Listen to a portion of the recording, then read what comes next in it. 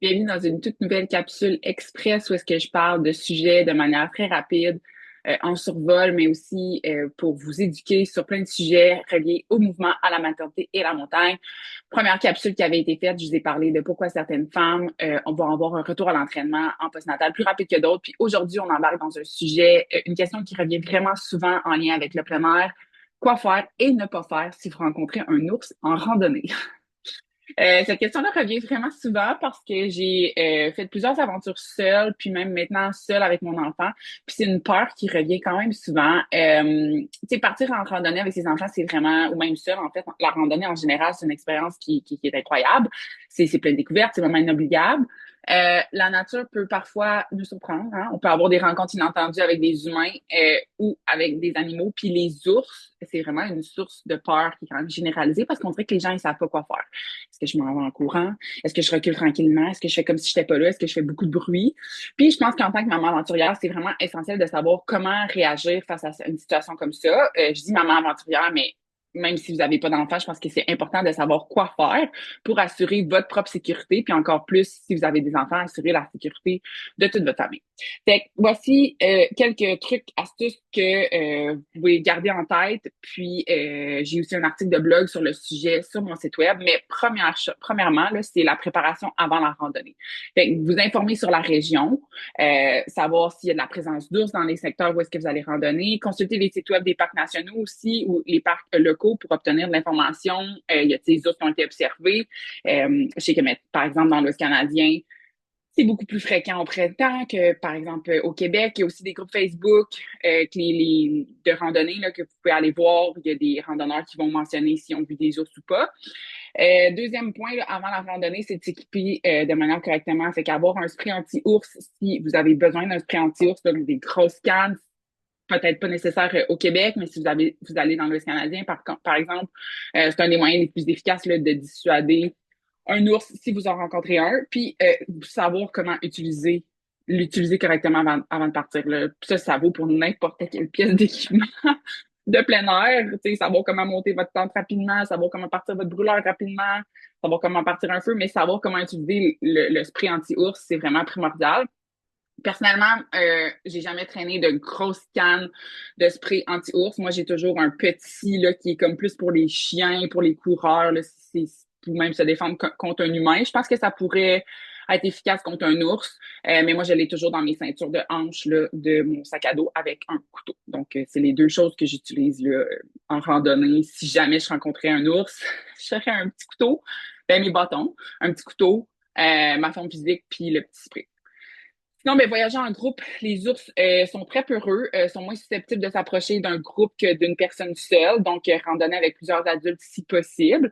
Puis avec enfants, ben c'est sûr que si votre enfant pleure tout le temps, ça, c'est une bonne façon aussi de dissuader les ours. Fait que sur le sentier, la première chose à faire si vous rencontrez un ours, c'est de faire du bruit. Donc, les ours préfèrent éviter les humains, là. On se rappelle que c'est vous qui sont sur... Hmm.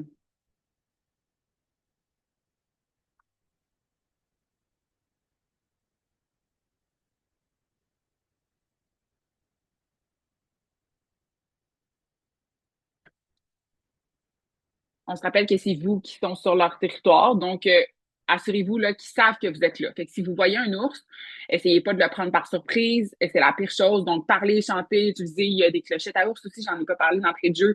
Tapez vos bâtons ensemble. Vos enfants aussi, ils peuvent crier s'ils pleurent déjà. C'est encore mieux. Deuxième chose aussi, sur le sentier, vous pouvez surveiller les signes. Donc, attentif aux empreintes, aux excréments, aux griffures sur les arbres aussi, ça peut être de quoi là, que tu sais, soyez pas paranoïaque puis essayez toujours de regarder. Mais moi, personnellement, quand je vois des traces d'animaux au sol ou des excréments, ben j'essaie de regarder là, qu'est-ce que ça pourrait être. Là. J'ai pas un répertoire d'excréments d'animal qui est très varié, là, mais je sais à quoi ressemble un excrément de chevreuil versus humain versus ours, par exemple. Donc, ça, c'est des choses que vous pouvez googler là, avant votre randonnée. Puis si vous voyez ces signes-là, ben peut-être plus rester sur vos gardes puis préparer votre spray anti-ours ou peut-être rebrousser chemin si c'est ce que vous êtes plus confortable.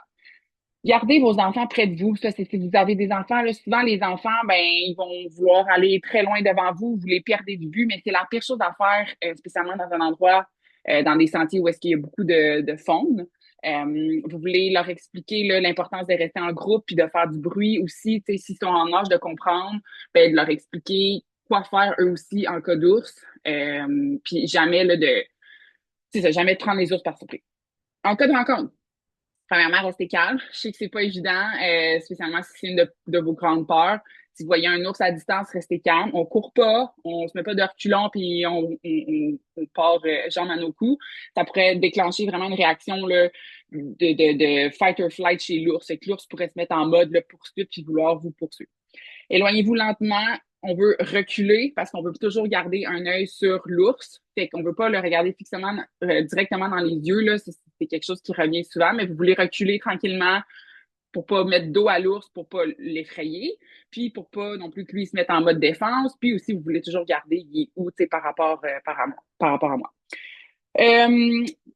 Parler calmement, montrer à l'ours que vous êtes un humain, vous pouvez y parler, vous pouvez crier, hey, va-t'en, on voit souvent ça dans les vidéos, puis ça peut vraiment aider là, à gérer la situation tout en reculant. Là, vous voulez quand même vous éloigner de la situation de danger. Si vous avez à utiliser le spray anti-ours, s'il est trop près, là, en fait, là, puis s'il a l'air menaçant, ben, utilisez vraiment le spray comme en dernier recours, puis on veut viser le visage de l'ours, puis le libérer, là, genre faire du spray en rafale, là, fait que pas, vous allez pas peser sur le spray, puis ça va tout sortir d'un coup, fait que c'est des petits intervalles là, de quelques secondes du spray.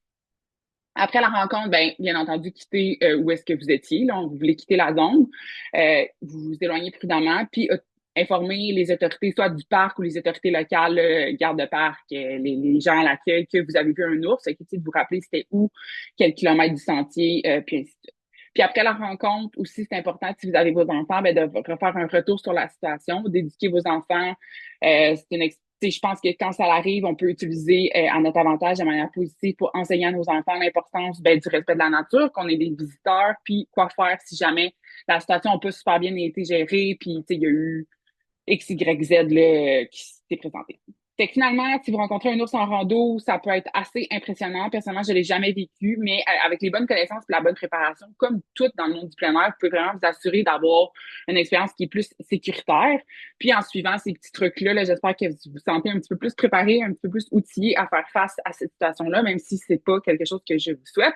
Oubliez pas, la clé, c'est de rester calme, d'être préparé, puis de juste profiter de la nature, puis de pas s'empêcher à si jamais je rencontre un ours, parce que vous pourriez rencontrer n'importe quel autre prédateur, mais l'ours, c'est celui qui revient le plus souvent.